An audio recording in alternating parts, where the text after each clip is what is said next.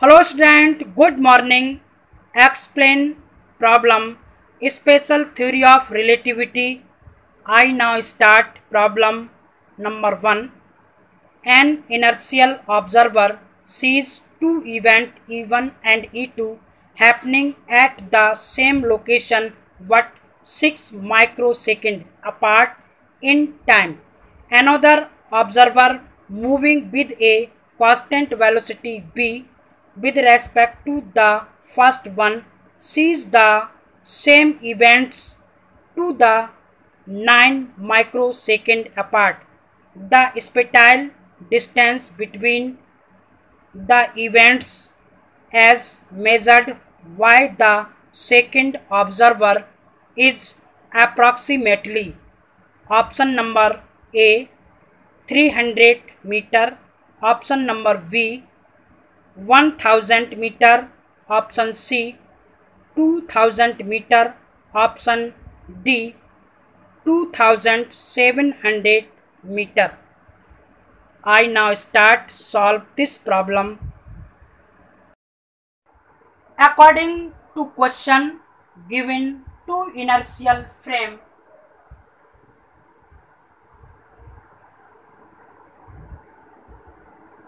S and frame S dash, ये हमको to inertial frame given है. फ्रेम S का origin point O and frame S dash का origin point O dash है. इन दोनों origin point पर एक एक ऑब्जर्वर सिटिंग है. Frame S dash constant v velocity या यूनिफॉर्म वेलोसिटी से x एक्सिस के अलोंग मोशन कर रहा है. उस कंडीशन में फ्रेम S में पॉइंट P पर टू इवेंट होती हैं E1 एंड E2. इस पॉइंट पर टू इवेंट होती हैं, यानी कोई घटना घटित होती है. उस समय फ्रेम S के ऑब्जर्वर द्वारा नोट किया गया टाइम डिफरेंस डेल्टा t बराबर 6 micro second. Frame S dash के ऑब्जर्वर द्वारा नोट किया गया time difference delta t dash बराबर 9 माइक्रो सेकेंड. ये हमारा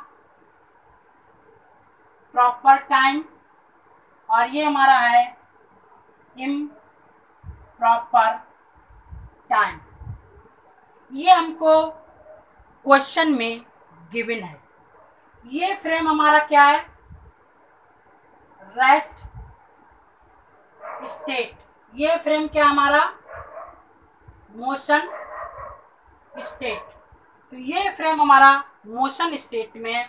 उस कंडीशन में हम इस ऑब्जर्वर द्वारा इस फ्रेम में जो इवेंट होती हैं उन इवेंट के लिए इसके द्वारा जो डिस्टेंस स्पेटाइल होगी वो हम कैलकुलेट करना चाह रहे हैं इवेंट 1 और इवेंट 2 के लिए. यानी x2 dash minus x1 dash, इसकी वैल्यू हम कैलकुलेट करना चाह रहे हैं.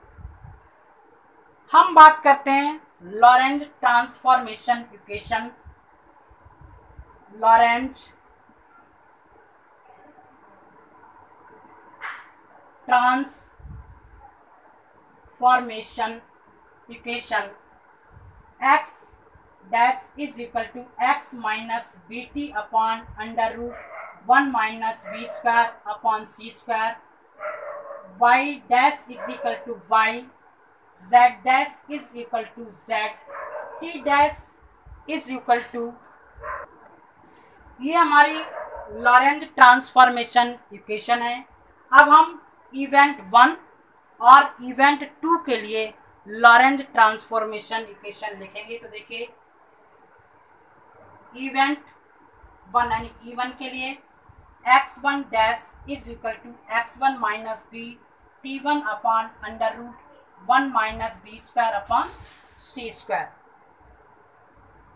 y और z में कोई परिवर्तन नहीं हो रहा है, x और टाइम t में, तो T1 dash is equal to T1 minus b upon C square x1 upon under root 1 minus B square upon C square.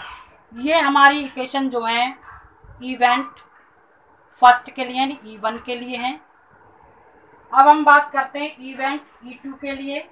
Lorentz transformation equation x2 dash is equal to x2 minus B T2 upon under root 1 minus B square upon C square.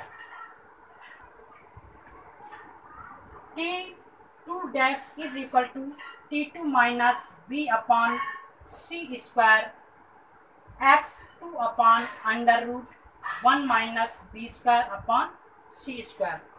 तो ये हमारी Lorentz transformation equation x और time t के लिए हैं और ये हमारी इवेंट E2 के लिए हैं। तो ये हमारी लॉरेंज ट्रांसफॉर्मेशन इक्वेशन है। अब हम इस पॉइंट पर जब इवेंट होती है उस कंडीशन में ये फ्रेम रेस्ट पोजीशन में, तो इसके लिए x2 minus x1 is equal to 0।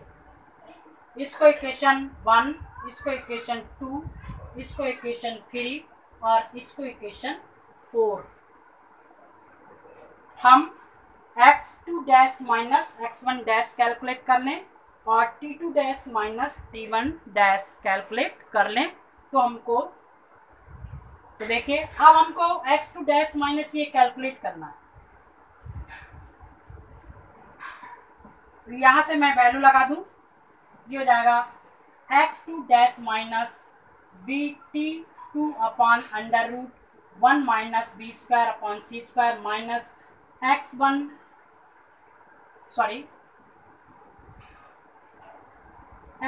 Minus B T1 upon under root 1 minus B square upon C square.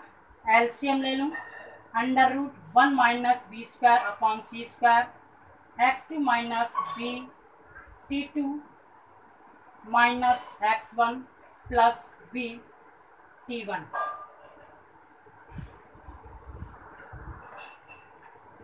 तो ये हो जाएगा हमारा x2 minus x1 minus B T2 minus T1 divide by under root 1 minus B square upon C square.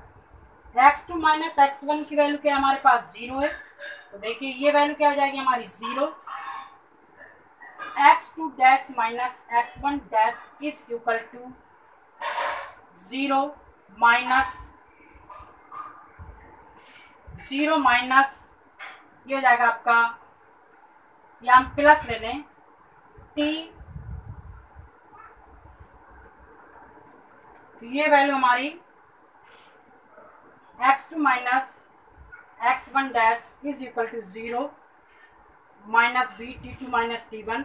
यहाँ से minus common कर लें तो ये हो जाएगा x1 dash minus x2 dash is equal to, minus से माइनस कॉमन हो जाएगा v delta t upon under root 1 minus B square upon सी स्क्वायर। तो ये इक्वेशन नंबर हो जाएगी 5। इसकी हमको वैल्यू कैलकुलेट करनी है, ये हमको आंसर फाइंड करना है। अब हम क्या है, टाइम डिफरेंस निकाल लें।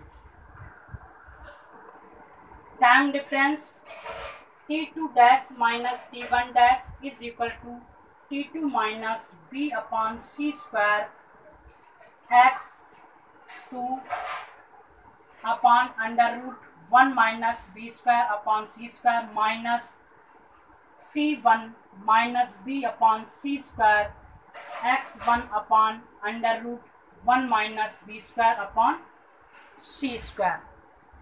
ये हम वैल्यू फाइंड कर लें, यहाँ से मिल जाएगा हमको T2 माइनस T1, एलसीएम ले लें, under root 1 minus B square upon सी स्क्वायर। यहाँ से हम माइनस v अपॉन सी स्क्वायर कॉमन कर लें तो ये हो जाएगा हमारा x2 माइनस x1, ये हो जाएगा t2 dash minus t1 dash, इसकी वैल्यू क्या है हमारी 0, t2 dash minus t1 dash is equal to t2 minus t1 upon under root 1 minus B square upon C square. ये वैल्यू क्या हो गई हमारी delta T dash is equal to delta T upon under root 1 minus B square upon C square. ये हमारा improper time है, improper time, ये हमारा क्या है प्रॉपर टाइम। तो हमको इक्वेशन चाहिए थी प्रॉपर टाइम और इम्प्रॉपर टाइम की। दूसरा हमको स्पेटाइल डिस्टेंस चाहिए थी, तो ये हमारी 2 इक्वेशन फाइंड हो गई। अगर हम शॉर्ट ट्रिक द्वारा या हम एक टेक्निक द्वारा इस प्रॉब्लम को सॉल्व करें तो सॉल्व करने के लिए हमारे पास ये 2 इक्वेशंस हम लिख सकते हैं, और इन इक्वेशंस को हमने पिछले लेक्चर में एक्सप्लेन किया है, जहाँ हमने समरी का एक लेक्चर एक्सप्लेन किया था, वहाँ पर इन इक्वेशन को हमने एक्सप्लेन किया है। तो यहाँ से हम क्या कर सकते हैं, एक short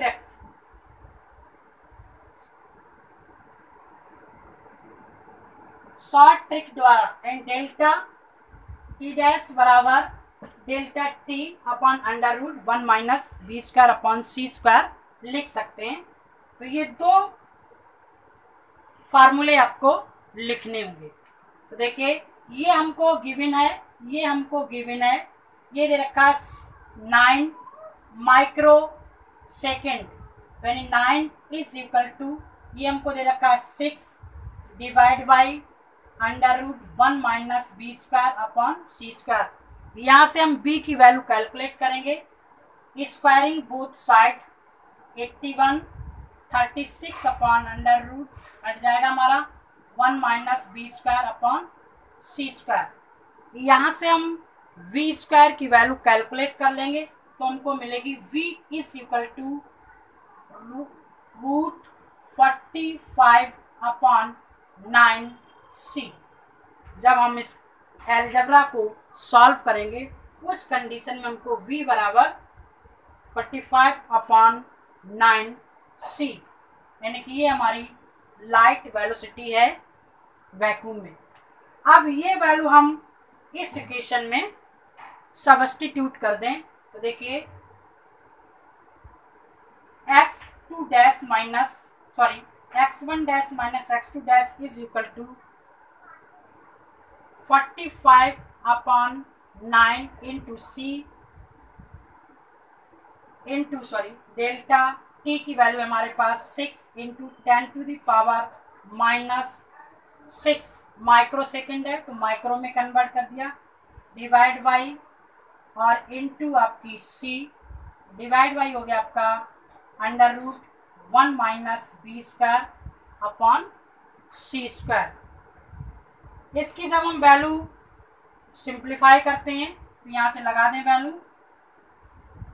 root 45 upon 9 into 6 into 10 to the power minus 6 into C divide by root 1 minus 45 C square upon 81 C square. C square से सी स्क्वायर कैंसिल हो जाएगा, ये बन जाएगा आपका x1 dash minus x2 dash is equal to 45 divide by 9 into 6, यहाँ ये आ जाएगा 45 upon 9 into 6 10 to the power minus 6, और c की वैल्यू हम कैलकुलेट कर दें, ये लगा दें 3 into 10 to the power 8 divide by हमारा वैल्यू आ जाएगी, वो आएगा हमारा 6 अपॉन 9। तो इस 9 से ये 9 कैंसिल, 6 से ये 6 कैंसिल, ये बन जाएगा आपका √45 इंटू 3 इंटू ये हो जाएगा आपका 10⁻²। इसको सिंप्लीफाई करेंगे तो 3 इंटू √5 इंटू 3 इंटू 10⁻²। जब सॉल्व करेंगे तब हमको आंसर मिलेगा, ये मिल जाएगा 9। सिंप्लीफाई करेंगे √5 की वैल्यू 2.5 समथिंग होती है, तो ये मिलेगा 2112 मीटर, यानी x1 माइनस x2 अप्रॉक्सीमेट